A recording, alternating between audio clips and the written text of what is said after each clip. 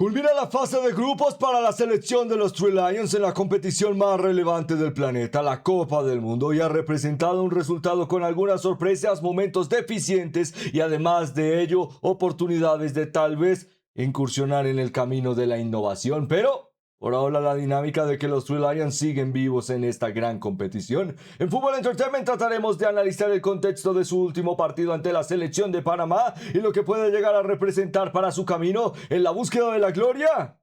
en la Copa del Mundo.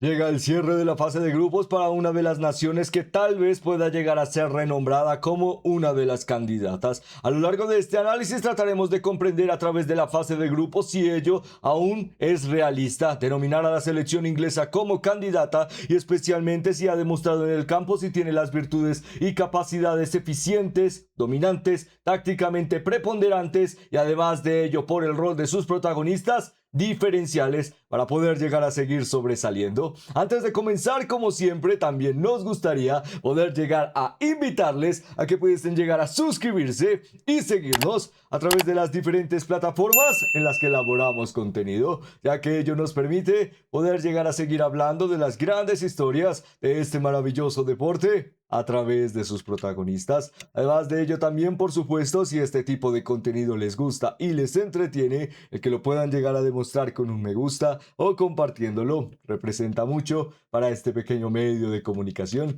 Ahora, sin más preámbulos, pasaríamos a rápidamente definir el desarrollo de este partido a través de ya la característica previa, cómo llegaba o cómo podrían llegar las confecciones de lo táctico, rendimiento, efectividad y los protagonistas por parte de este apasionante choque. En él comenzaríamos destacando las características de lo que representaba el grupo L para ambas naciones. Para la selección panameña, recordemos, ya matemáticamente eliminada de la Copa del Mundo, y por parte de la selección inglesa, su mayor meta o característica de relevancia de cara al cierre de la fase de grupos era poder llegar a certificar el pase como líder, ya que tal vez podría llegar a complicar su participación a la hora de quedar segunda al tener que enfrentar a potenciales candidatas en las fases de 16avos de forma o octavos de final de forma directa, como la selección española o la selección austriaca en zonas adelantadas de cara al bombo por lo que fuese el rumbo de la selección. Por ello la dinámica se mantenía en poder llegar a explotar ciertas facultades de juego y además de ello necesidades de cara a la rotativa, y a través de 90 minutos encontraríamos un partido en el que en general la selección panameña podría llegar a demostrar las mismas deficiencias que hemos visto ante Ghana por parte de los Three Lions: poca capacidad de poder llegar a romper líneas ante bloques cortos y especialmente en el que la sincronización a la hora de conexiones prolongadas que busquen romper el marcador han sido constantemente ineficientes para poder llegar a no simplemente decir el tratar de romper la portería, tratar de generar chances de remate, sino directamente realmente encontrar un planteamiento que sea sinérgico con la idea de lo que verá o tratará de proponer su rival enfrente. Básicamente el defender, tratar de dominar ciertas jugadas, contragolpear y con ello tarde o temprano poder llegar a encontrar el mérito de la dinámica, aunque cabe destacar que ello no se centra, y lo analizaremos en unos instantes, directamente al problema de los nombres, sino al problema de los nombres que no están. Ello especialmente hace que cada vez que la selección inglesa, aunque el día de hoy ha logrado un porcentaje prometedor de cara a un 0-2, en el que en la segunda parte podría llegar a tener una dinámica combativa un poco más eficiente, encontrando más espacios, haciendo que futbolistas como Harry Kane pudiesen llegar a volver a su posición natural y centrándose en ella como delantero centro, pudiese llegar a cazar mayor cantidad de balones a la hora de atraer a su rival, la selección panameña, a un margen más adelantado en su propia área. La salida de balón y la progresión a la hora de encontrar espacios le beneficiaría para, primero, una incursión en una acción de córner en el que de nuevo el balón aéreo o el balón a través de jugada a balón parado le representa beneficio a los Three Lions, y además de ello la idea de futbolistas en desequilibrio y, como mencionábamos, acciones de contraataque que pueden llegar a vincular una mejor definición sin un bloque tan cerrado. En general, una selección inglesa que deja las mismas dudas que vimos ante Ghana, la dinámica de que ante equipos un poco más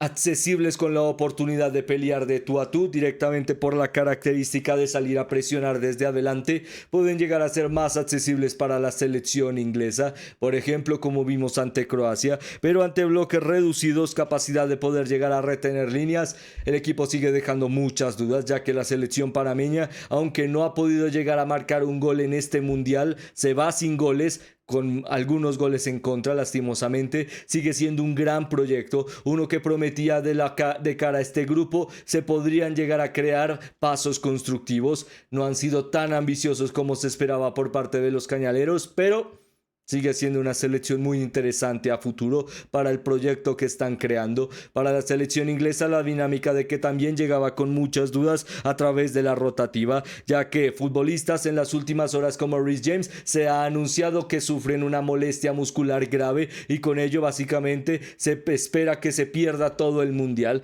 algo que es, y varios periodistas han hablado a través de esta dinámica, es un problema que no es que simplemente apareciese de la nada, sino era una convocatoria que tenía muchas problemáticas a la hora de figuras específicas que podrían llegar a vincular un juego específico para tu beneficio como entrenador, pero el problema en el que si no están a un buen rendimiento o no pueden llegar a funcionar por el desgaste de toda una temporada de alta exigencia, la selección inglesa se ve muy debilitada y con pocos nombres para poder llegar a dosificar de forma realista en que cualquier futbolista que salga del once titular tendrá por lo menos un rival o un compañero con el que puedan llegar a encontrar la selección inglesa algo de sostenibilidad. Para este partido encontraríamos en el once titular a futbolistas como Jarrell Quansah y además de ello también un doble pivote adelantado con Jude Bellingham y Morgan Rogers, uno adelantándose para la progresión por banda diestra y otro por la banda zurda para tratar de ayudar a la afluencia de juego de Bukayo Saka y Marcus Rashford. A lo largo del partido en general encontramos un Marcus Rashford un poco más combinativo para poder llegar a lograr finalizar a puerta en intentos de remate a puerta, que aunque pueden llegar a ser un poco simplemente brindarle de mérito a una labor de intentar, la verdad es que la selección inglesa en Rashford fue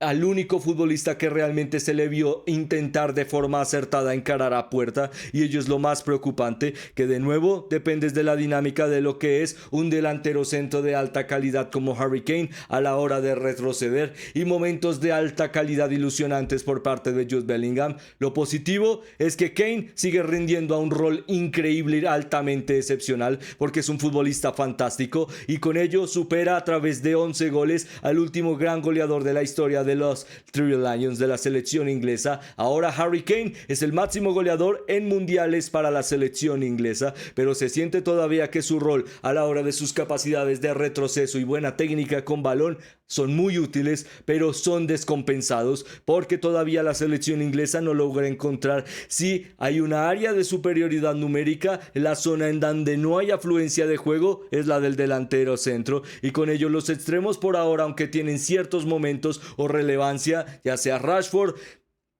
Madueke o en este caso Bukayo Saka, al tratar de intentar o proponer, la selección inglesa encuentra una perspectiva clave. Están sufriendo mucho a la hora del margen de la resolución de gol, y por lo menos futbolistas como Jude Bellingham siguen demostrando que a pesar de que su figura tal vez puede llegar a encontrar un margen de descompensación para la plantilla de cómo funcionar mejor,